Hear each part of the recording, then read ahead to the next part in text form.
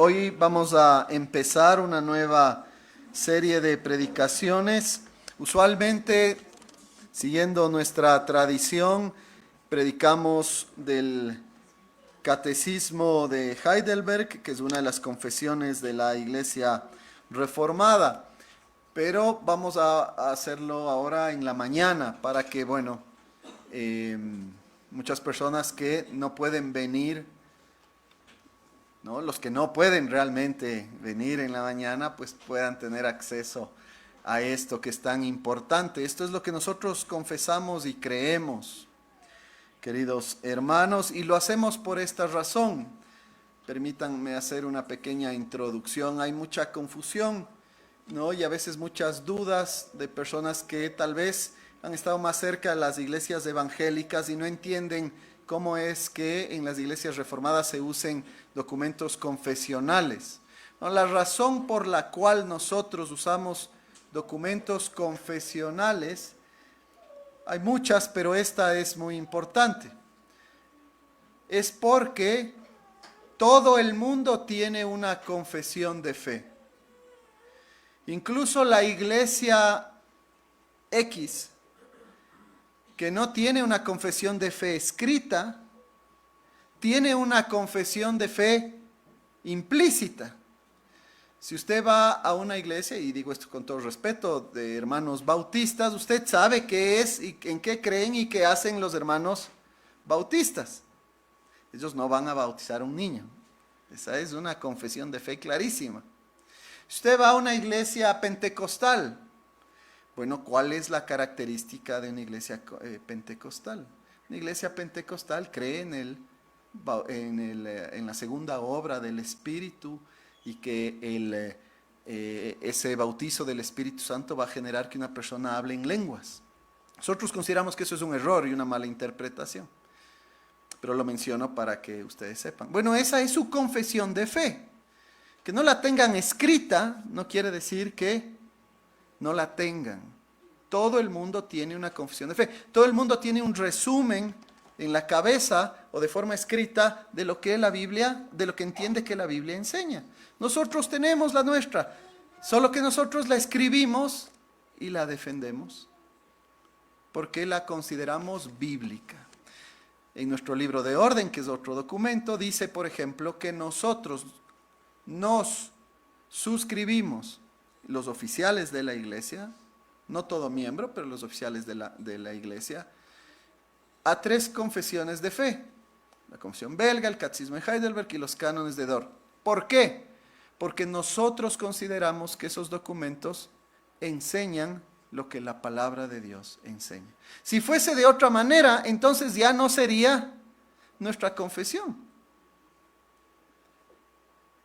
Entonces, cuando me dicen, ¿usted es reformado? Sí, soy reformado. Y porque soy reformado, entonces yo defiendo esta confesión de fe. Si en algún momento el Señor me diese otras convicciones o yo me topase con un pasaje de la palabra de Dios que dice que, o que va en contra de lo que las confesiones de fe reformadas dicen, entonces yo tendría que ir donde el anciano Ernesto, el anciano Fausto, el pastor Emiliano, y decirles, hermanos, disculpen, pero la verdad es que yo creo que este documento no enseña la palabra de Dios por esto, así que me voy, disculpen, ya no puedo ser pastor reformado. Porque la iglesia reformada confiesa esto. Así que ustedes todo lo que escuchen tienen que, Biblia en mano, analizarlo. Y si es que Dios quiere, como me ha pasado a mí, ustedes van a decir, amén, esto realmente sí resume lo que la palabra de Dios enseña. Ese es nuestro entendimiento entonces confesional. Así que hermanos, vamos a empezar esta serie y nuestro texto va a ser Romanos 14, 7, 8 y vamos a leer el domingo 1 del Catecismo de Heidelberg, que ustedes tienen en sus asientos un librito que dice Confesiones de las Iglesias, y en la página 27 empieza. Primero vamos a Romanos 14.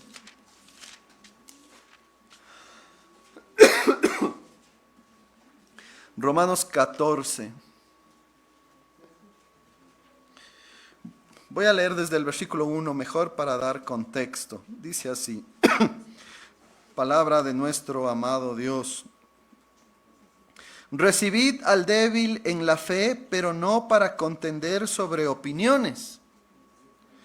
Porque uno cree que se ha de comer de todo, otro que es débil come legumbres, el que come no menosprecia al que no come, y el que no come no juzgue al que come, porque Dios le ha recibido. ¿Tú quién eres que juzgas al criado ajeno? Para su propio Señor está en pie o cae, pero estará firme porque es poderoso el Señor para hacerle estar firme. Uno hace diferencia entre día y día, otro juzga iguales todos los días. Cada uno esté plenamente convencido en su propia mente. El que hace caso del día lo hace para el Señor, y el que no hace caso del día para el Señor no lo hace. El que come para el Señor come, porque da gracias a Dios, y el que no come para el Señor no come y da gracias a Dios. Y estos dos que vienen son en los que nos queremos centrar. Porque ninguno de nosotros vive para sí, y ninguno muere para sí. Pues si vivimos, para el Señor vivimos, y si morimos, para el Señor morimos. Así pues, sea que vivamos o que muramos, del Señor somos. Amén. Vamos ahora al domingo 1 del Catecismo de Heidelberg. Está en la página 27. Pregunta 1. ¿Cuál es tu único consuelo tanto en la vida como en la muerte? Respuesta.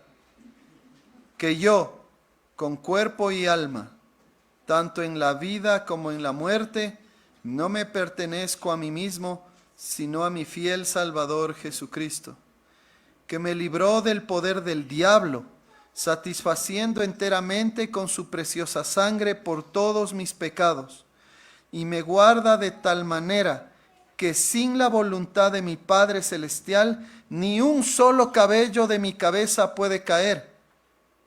Antes, es necesario que todas las cosas sirvan para mi salvación. Por eso también me asegura por su Espíritu Santo la vida eterna, y me hace pronto y aparejado para vivir en adelante según su santa voluntad. Y ustedes ven abajo todos los versículos que informan esto que hemos leído, que ustedes lo pueden revisar en casa también y les motivo a que lo hagan. Pregunta 2. ¿Cuántas cosas debes saber para que gozando de esta consolación puedas vivir y morir dichosamente? 3. La primera, ¿cuán grandes son mis pecados y miserias? La segunda, ¿de qué manera puedo ser librado de ellos? Y la tercera, la gratitud que debo a Dios por su redención. Oremos. Amado Señor y Dios Todopoderoso, te damos las gracias por tu palabra y te damos las gracias también por nuestras confesiones y los hombres que levantaste para que puedan ellas ser escritas y ser de tanta edificación para muchos, Señor, en la historia. Dios amado,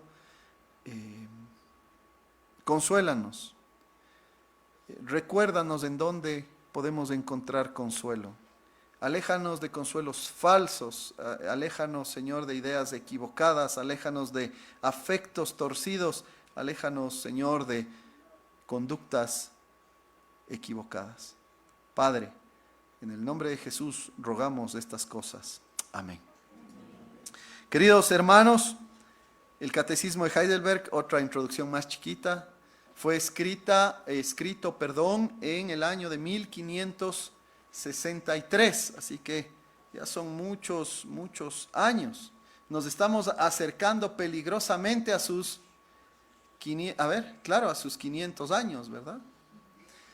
Así que este documento ha sido probado por el tiempo. Eso es bien importante, ¿no? Por años y años, mucha gente ha confesado esta maravillosa, pregunta y respuesta. porque finalmente de esto se trata la fe cristiana. Uno puede hablar de un montón de cosas a detalle y que están muy bien, pero todas esas cosas, toda la teología, todo el conocimiento de la Biblia, absolutamente todo lo que hacemos nosotros tratando de estar expuestos a los medios de gracia, escuchar la palabra predicada, participar de los sacramentos, la comunión, el consejo pastoral, absolutamente todo finalmente se reduce a esta pregunta y respuesta. Y si quieren, a esta palabra, al consuelo. Al consuelo.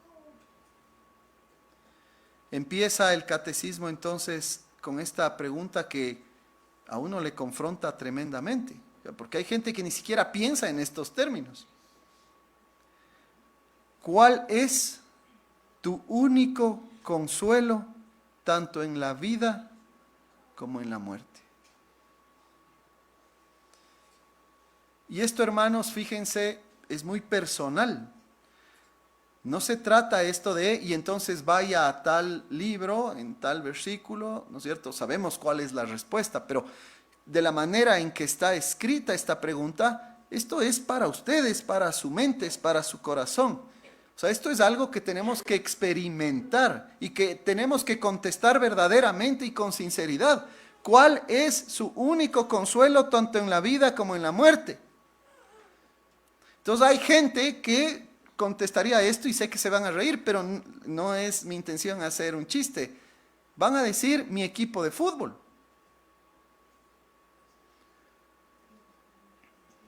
El Barcelona. Tremendamente engañados.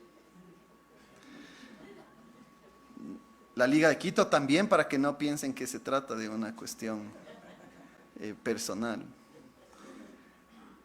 No, pero en serio, hermanos, si nosotros colocamos nuestra confianza y pensamos que los éxitos de un equipo de fútbol van a consolarnos de las cosas realmente serias, dolorosas, profundamente complicadas que el ser humano experimenta, pues vamos a ser totalmente defraudados.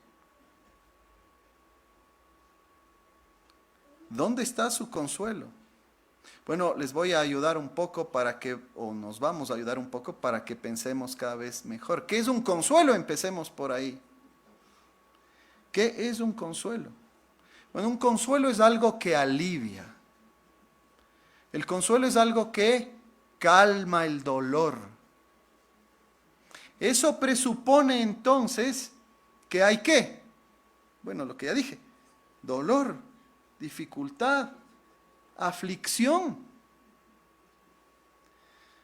No solamente el no creyente enfrenta aflicción debido a que, es decir, todo ser humano, a que somos descendientes de Adán. Y que como descendientes de Adán, y en virtud del pacto de obras, nosotros compartimos el pecado de Adán. El pecado trae aflicción. El pecado trae dolor. El pecado trae miseria, que son ya todas estas situaciones que suceden en nuestra vida diaria. El pecado trae muerte. El pecado trae separación. ¿De dónde vienen las enfermedades? No son parte de un proceso de evolución en donde el más fuerte se va a imponer sobre el más débil, como Darwin quiere que pensemos y como muchos científicos siguen afirmando, pero de manera religiosa, porque no pueden probarlo de ninguna manera. La enfermedad es producto del pecado. La corrupción del ser humano, ¿de dónde sale? Del pecado. La política torcida, ¿de dónde sale? El pecado.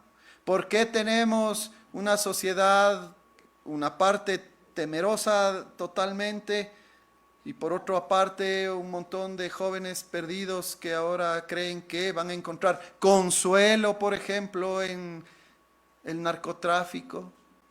Del pecado. ¿Por qué hay gente que sufre emocionalmente?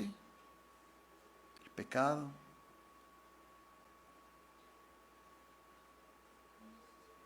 Porque a veces pues nos ponemos en contra de nosotros mismos, el pecado, porque otros están en contra nuestra, el pecado, el pecado, el pecado y el pecado.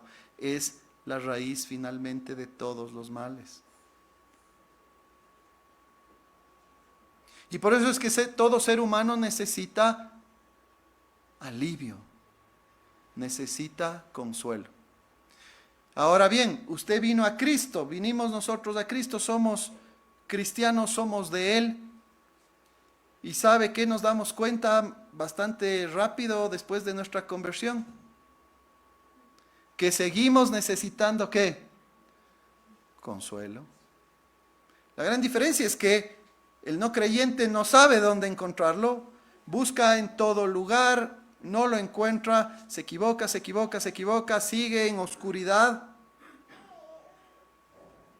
buscando consuelos falsos, pensando que en el placer tal vez, ahí va a haber consuelo. Me olvido al menos de las cosas. Bueno, tal vez el alcohol me hace olvidar las cosas, las drogas me hacen olvidar, pero va a regresar siempre. Y va a tener que enfrentar la realidad. Nosotros sabemos en dónde hay consuelo.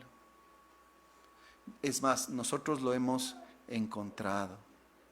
Y necesitamos perseverar en él. Y necesitamos ser recordados de ese consuelo. Porque el pecado que todavía permanece en nosotros, todavía trata de engañarnos y de hacernos pensar que no tenemos el consuelo, que sí tenemos.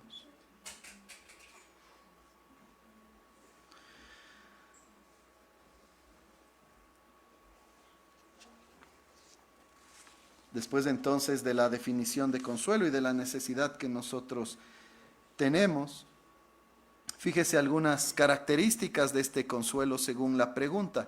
La pregunta no dice ¿cuál es tu consuelo? ¿Qué dice? ¿Cuál es tu único consuelo? Porque hay un único consuelo perfecto.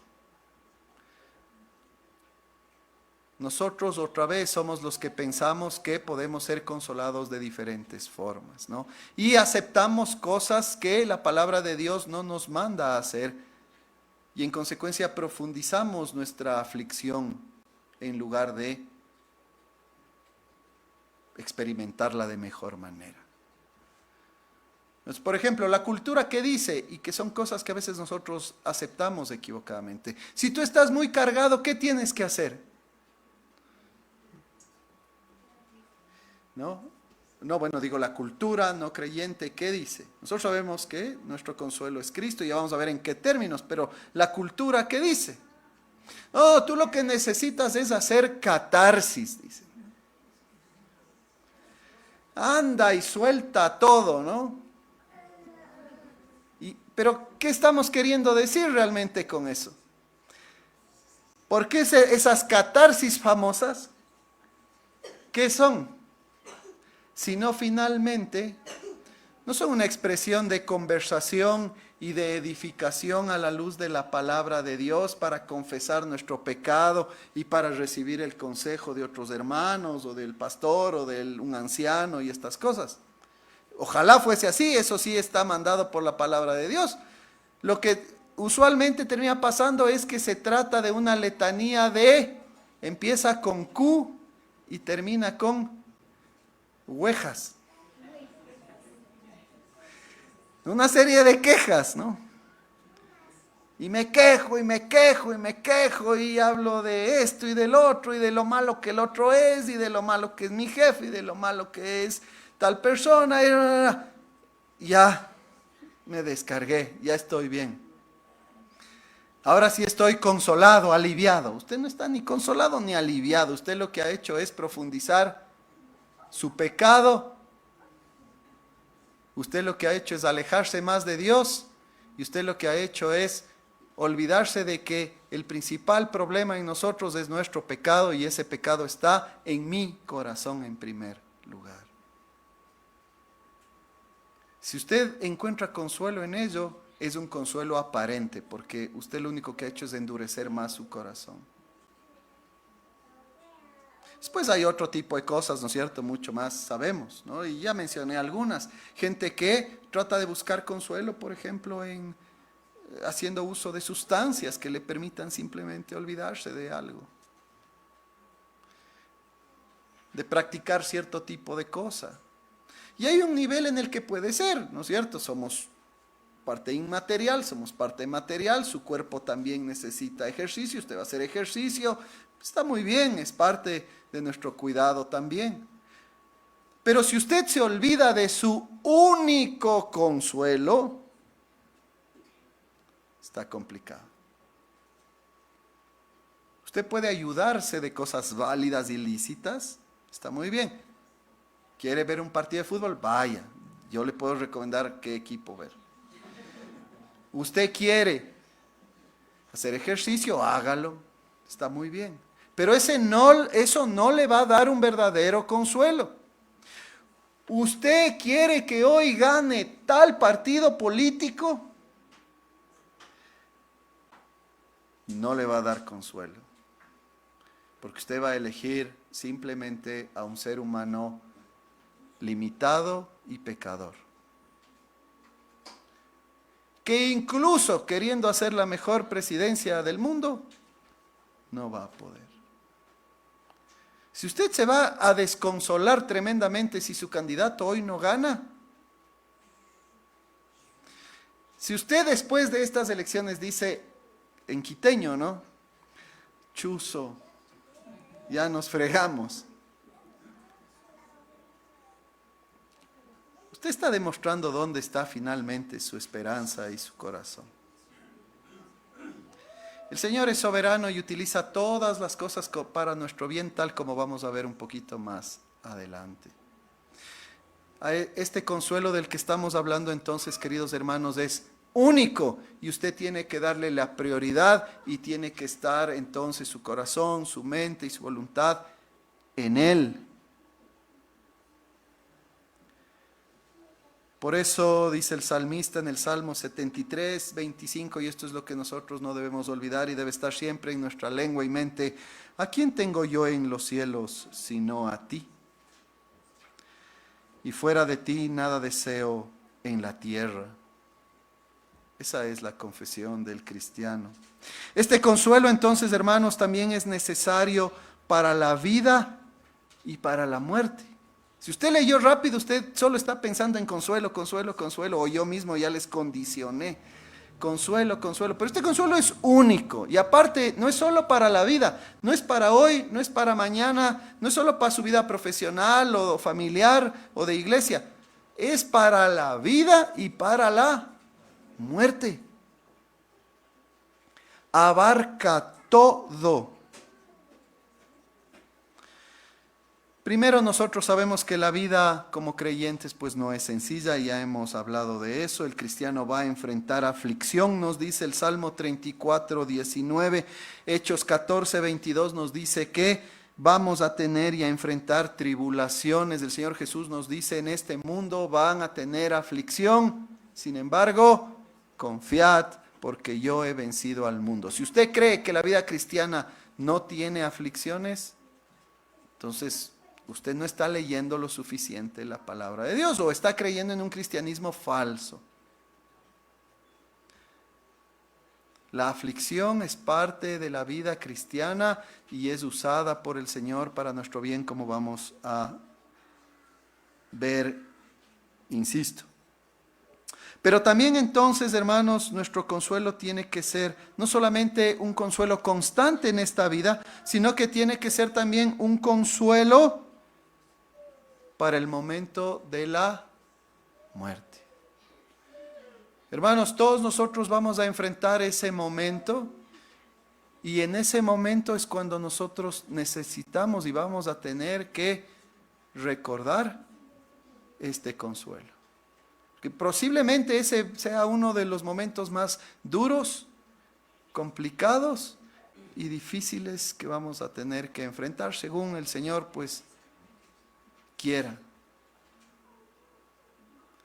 Para ese momento nosotros necesitamos pues precisamente ser muy consolados por el Evangelio y por Cristo, de quien ya vamos a hablar con más detalle. Vean el consuelo a propósito de esto que está pasando en la cultura. La cultura ahora está promoviendo la idea del suicidio asistido, por ejemplo. Como si una persona que sufre va a eliminar su sufrimiento si es que se suicida. Eso no va a pasar. Eso puede parecer que va a poner un límite al sufrimiento de una persona, pero eso no es así. Una persona que piensa que su muerte, sin considerar al único consuelo que es Cristo, le va a dar consuelo solamente por correr y buscando una salida, sea asistida o no, está cayendo o está testificando de una desconfianza enorme. No está poniendo su confianza en Cristo. Su confianza no es Cristo. Su confianza está en cualquier lugar en que esto termine y se acabó. Y hay cristianos promoviendo estas cosas. O gente con el nombre de cristianos promoviendo estas cosas. Y recurren a un argumento meramente emocional, diciendo, pero pobrecita, esta persona está así. Y bueno, nosotros podemos simpatizar con eso y decir, es verdad, hay mucho sufrimiento. Pero no hay consuelo simplemente en tomar las cosas por nuestras propias manos, sea uno mismo o sea asistido por alguien. El Señor ha prometido dar consuelo verdadero y pleno a esas personas si es que están en Cristo. El consuelo solamente se encuentra en Él. No hay consuelo en simplemente huir de las dificultades. El cristiano no está solo. El cristiano está con Dios y cualquiera que sea nuestra circunstancia, Él está obrando para nuestro bien y debemos confiar en ello y terminar la carrera así. Cualquiera sea el sufrimiento que enfrentemos, estamos en las manos del Señor y Él nos llevará cuando Él nos quiera llevar. El sufrimiento de Cristo es incomparable, fue incomparable cuando Él enfrentó la ira de Dios. Incomparable con cualquier cosa que nosotros podamos enfrentar. Y Él lo hizo por amor a nosotros. Si usted es cristiano, Él sufrió por usted el infierno mismo al enfrentar la ira de Dios. Nosotros podemos confiar en Él y perseverar, colocarnos en sus manos y descansar. Que Él nos lleve entonces y que Él nos permita cruzar ese paso duro, pero que va a llevar a nuestras almas a la presencia gloriosa del Señor. Pero entonces, después de hablar de las cualidades, de que es un consuelo único, de que es uno que sirve para toda la vida y que sirve en la muerte incluso para dar ese paso, para ir a la gloria. Bueno, ¿cuál es realmente? ¿En qué consiste? Ustedes ya saben, si les digo cuál es ese consuelo, me van a decir Cristo. Amén. Pero fíjense lo que dice la respuesta claramente. Respuesta, que yo, con cuerpo y alma, es decir, en todo mi ser, parte material y mi parte inmaterial, no solamente mi espíritu, no solamente mi alma, como el gnosticismo antiguo y el actual quieren promover. Nuestro cuerpo, nosotros somos nuestro cuerpo. Eso es lo que hay que decirles, por favor, a los niños desde chiquitos. Tú eres tu cuerpo, no es que yo soy algo interno y mi cuerpo es solo una especie de caja que me contiene. Por eso es que luego les confunden y piensan que pueden tener el cuerpo de un género y la mente de otra. Eso no existe en nosotros. Nosotros somos nuestro cuerpo y nuestra alma. Lo de adentro y lo de afuera van de la mano, somos lo mismo. Yo soy mi cuerpo. Y si alguien lucha con eso, bueno, necesita ayuda y estamos para ayudarles, por supuesto. Pero no vamos a decir que está bien afirmar y hacer un estilo de vida que la mente vaya por un lado y que el cuerpo vaya por otro. Me estoy yendo por las ramas, ¿no? ¿En qué consiste este consuelo que yo con cuerpo y alma, tanto en la vida como en la muerte? Y esto, escuchen bien, no me pertenezco a mí mismo.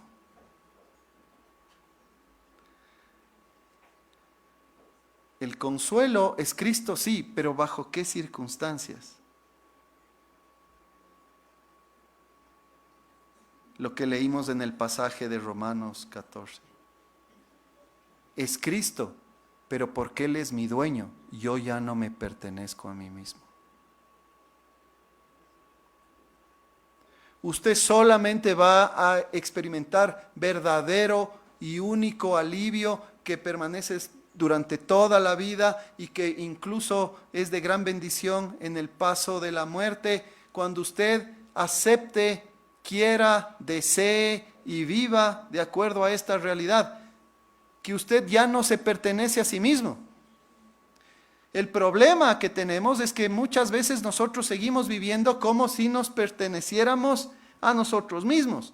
Y si nosotros nos consideramos que nos pertenecemos a nosotros mismos, ¿quién es el que termina decidiendo sobre nuestra vida? Yo mismo. Y nos hemos alejado entonces de Cristo. Cristo es solo un nombre alrededor nuestro con el cual nosotros ahí medio jugueteamos tristemente, si hacemos eso. El cristiano no se pertenece a sí mismo. El cristiano tiene un dueño y está feliz de pertenecer a ese dueño.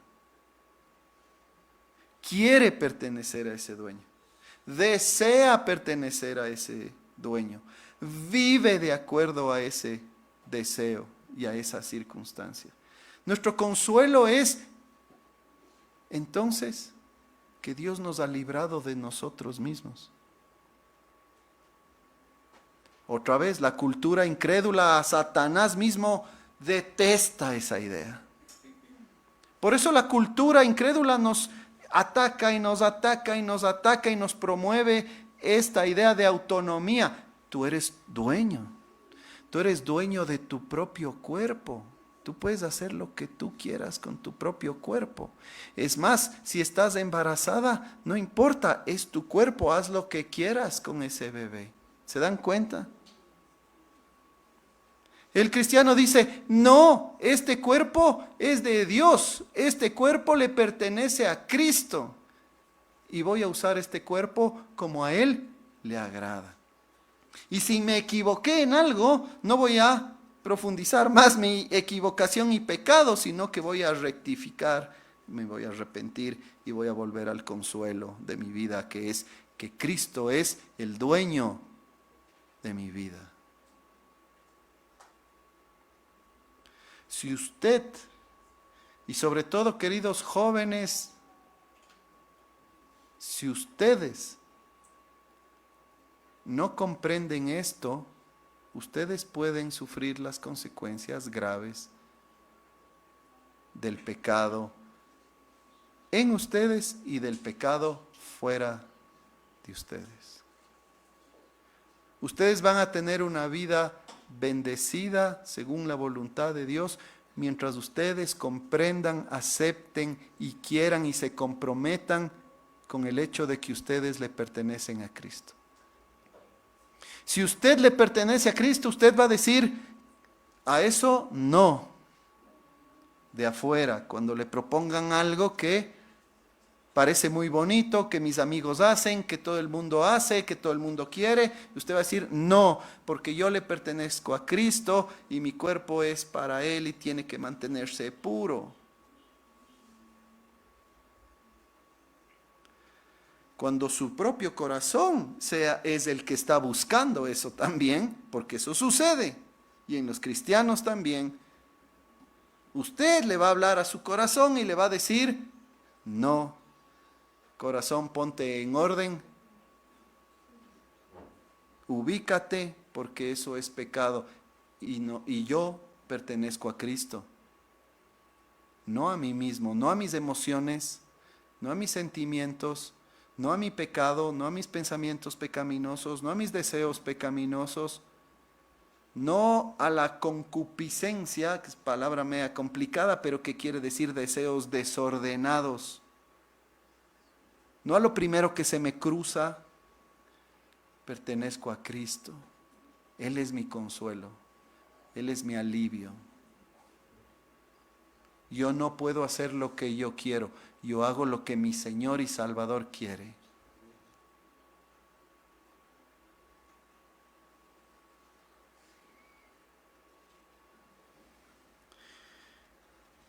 ¿Y qué ha hecho Cristo y quién es Cristo para que nosotros entonces estemos tan seguros de tantas bendiciones al pertenecer a Él y no a nosotros mismos? Primero, que Él es un fiel Salvador. Él fue a la cruz y antes de ir a la cruz, Él vino, jamás pecó. Niños, Jesús nunca pecó. Obedeció perfectamente a su Padre. ¿Para qué? Para que Él pueda ser nuestro mediador, para que su justicia, su obediencia pueda ser imputada a los que creemos en Él. Y así ser aceptados por el Padre. No solo eso, sino que efectivamente sufrió, efectivamente fue a la cruz, aun cuando Él era inocente, pero Él sufrió porque Él aceptó tomar nuestro pecado, todas nuestras iniquidades, todos nuestros malos pensamientos, todas nuestras malas actitudes, todos nuestros malos deseos, todas nuestras malas acciones, Él las tomó. Y sufrió la condena. Dios mismo le castigó en la cruz.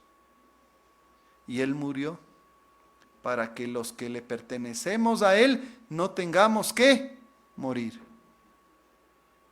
Eso hizo Cristo. Si Él ha hecho eso por cada uno de los creyentes, si eso hizo Él por mí, ¿cómo puedo yo entonces dudar de su fidelidad y de su amor en medio de la aflicción y del dolor? Si Él gobierna porque después de morir, Él resucitó y luego ascendió a los cielos y gobierna junto al Padre todas las cosas, y Él intercede por mí y Él envía el Espíritu Santo para obrar en mi favor, tengo todo el consuelo que necesito. Sé que todo lo que pasa finalmente está en sus manos y que Él me está cuidando y que Él me consuela perfectamente. No tengo necesidad de estar buscando otros consuelos que solo me van a traer más dolor y que solo me van a traer más miseria y tristeza.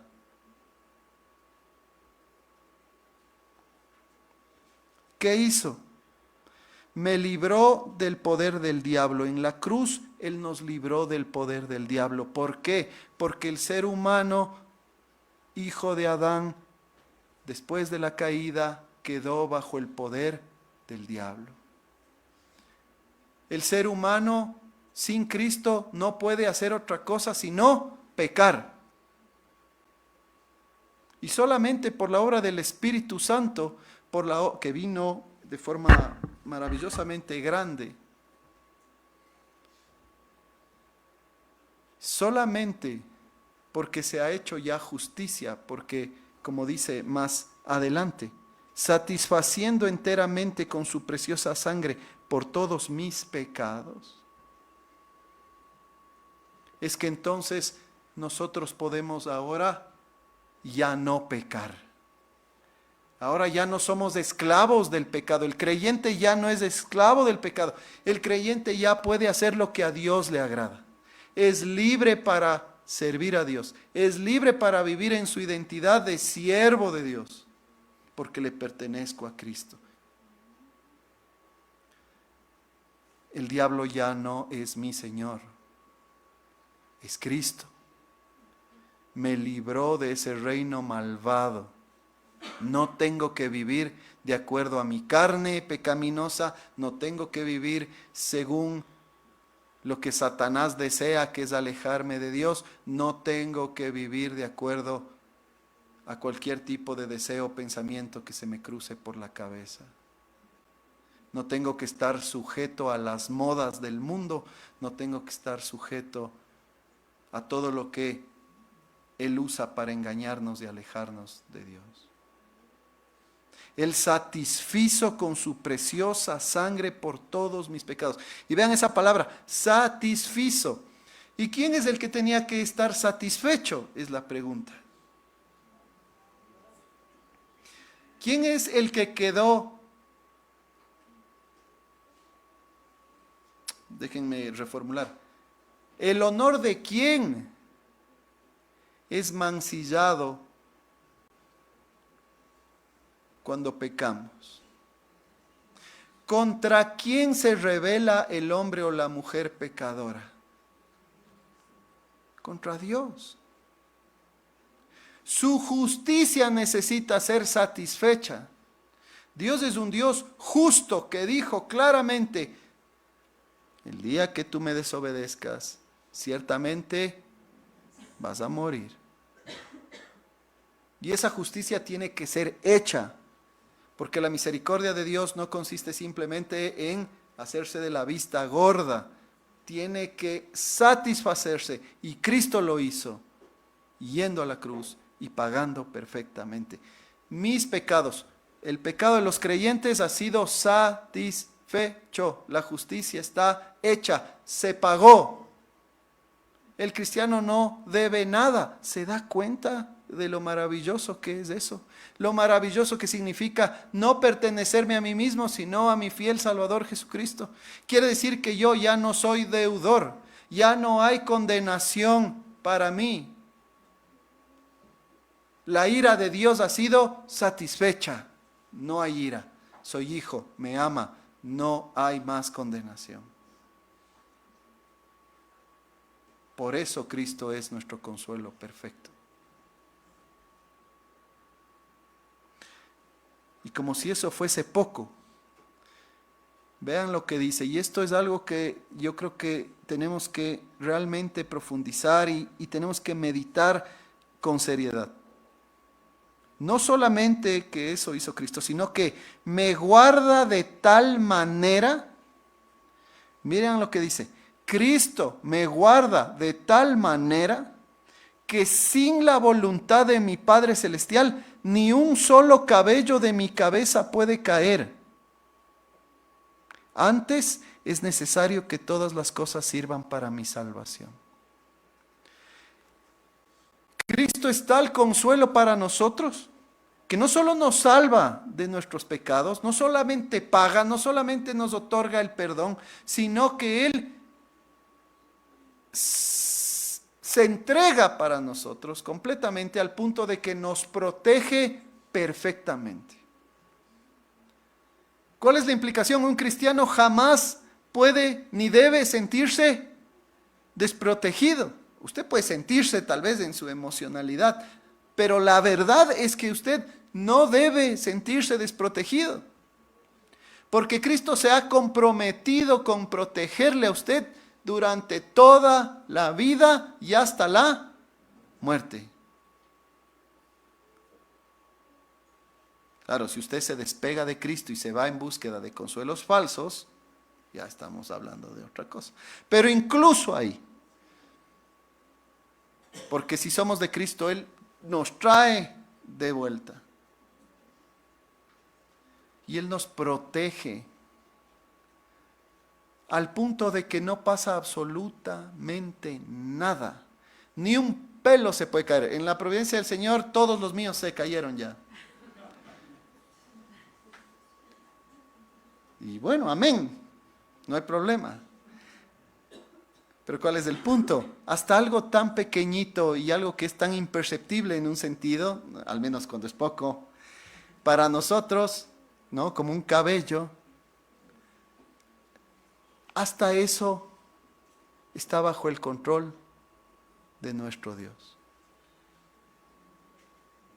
En otras palabras, toda situación que usted enfrente, escuche bien, toda situación que usted enfrente, incluso aquellas que son desagradables, y que son desagradables y dolorosas, y no estamos minimizando eso, pero sí podemos decir eso, y es lo que les venía diciendo y preparando, como dice Romanos 8:28, para usted que es alguien que ama a Dios en respuesta al amor de Dios, todas esas cosas son para su bien, obran para su bien. Como dice el catecismo, todas las cosas sirven para mi salvación. Dios está comprometido con usted, con el cristiano, hasta la muerte y hasta la eternidad en la vida eterna. Nada en su vida pasa sin que Él lo haya diseñado para su bien. Y usted dice, pero ¿cómo va a ser para mi bien si esto es tan doloroso y esto es tan feo? Confía en mí, en el mundo tendréis aflicción, pero confiad, yo he vencido al mundo. Hay algo que tú no entiendes, que tú no comprendes, pero que va a terminar siendo bueno, porque va a ser bueno para tu salvación. Va a asegurar tu salvación. A veces necesitamos entender que hay que enfrentar cierto tipo de circunstancias para darnos cuenta de que estamos caminando solos y queremos hacer las cosas a nuestra manera, queremos buscar otros consuelos. Y el Señor entonces nos dice, seguro, bueno, te voy a hacer probar un poco de lo que significa caminar sin mi consuelo. Y decimos, tienes razón, perdón. Estoy mal, vuelvo a mi Señor. No me pertenezco a mí mismo, pertenezco a Cristo. Yo no sé, ustedes pueden estar experimentando un montón de cosas y seguramente algunas cosas muy difíciles, pero lo que yo sí le puedo decir es, yo no le puedo decir como dice el mundo, no se preocupe, vas a estar bien, ¿no? Va a pasar, no lo sé si va a pasar o no va a pasar. Pero lo que yo sí le puedo decir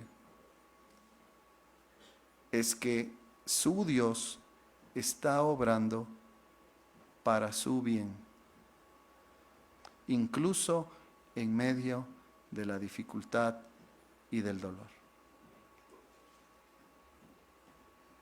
Yo no sé cuál va a ser el desenlace.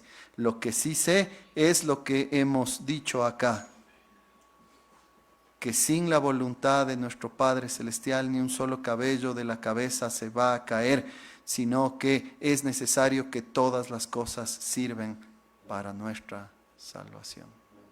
Y eso a veces incluye, no a veces, siempre incluye algún tipo de aflicción. No busque consuelos falsos. No busque consuelos equivocados.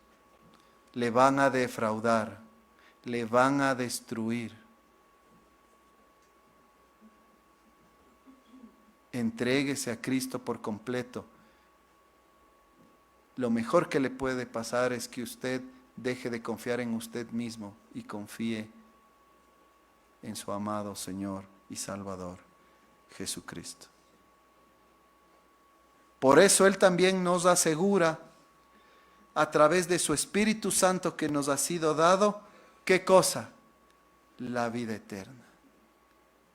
El Espíritu Santo nos es dado para que nosotros tengamos seguridad de la vida eterna. Esto no quiere decir que todos experimentamos una seguridad perfecta. En esto hay grados también. Hay gente que se siente más segura hay gente que se siente a veces un poco menos segura. A veces nosotros también hacemos cosas para no sentirnos tan seguros. A veces nosotros hacemos cosas que nos demuestran más seguridad cuando nuestra vida genera más fruto, ¿no? En unión con Cristo. Como somos pecadores, a veces nos alejamos también y empezamos a ver cosas que no nos gustan y empezamos a decir, ay, ¿seré que soy cristiano? Bueno, la seguridad no viene en primer lugar por sus obras, viene por Cristo y tiene que ir a Él una vez más. Lo otro es fruto que ayuda a fomentar aún más nuestra seguridad. Deje de buscar pertenecerse a usted mismo. Deje de lado ese deseo de autonomía.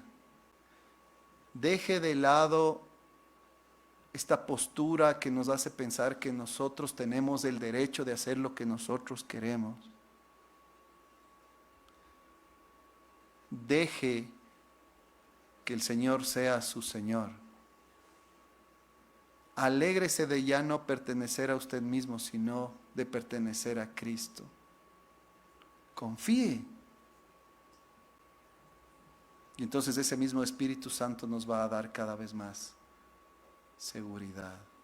Y usted va a ver esos frutos y usted va a ver cómo el Señor le va utilizando para el avance de su reino. Y ese mismo Espíritu finalmente nos hace prontos y aparejados, que suena raro con pronto y aparejado, básicamente es lenguaje antiguo para decir que nos hace listos y capacitados, ¿para qué? Para vivir en adelante según su santa voluntad. El Espíritu Santo nos ha sido dado para que nosotros seamos capaces ya no de vivir bajo el dominio de Satanás, ya no vivir como esclavos de nosotros mismos incluso, ya no vivir esclavizados de nuestros propios pensamientos y deseos, sino para vivir para el Señor Jesucristo, según su santa voluntad. Por eso en Él podemos confiar. Por eso Cristo es nuestro único consuelo. Pero usted no puede ponerse al mismo nivel de Cristo. Usted tiene que entender cuál es su lugar. Y su lugar es el de ser siervo de Cristo. Él es su Señor, no usted Señor de Él. Él es su Señor. La segunda pregunta, queridos hermanos, la vamos a dejar para esta tarde. Esta tarde vamos a ver la segunda pregunta, queridos hermanos. Que el Señor nos bendiga abundantemente. Amén. Oremos. Señor, te damos las gracias por librarnos de nosotros mismos. Señor, la verdad confesamos todos que más de una vez pensamos que nos pertenecemos a nosotros mismos.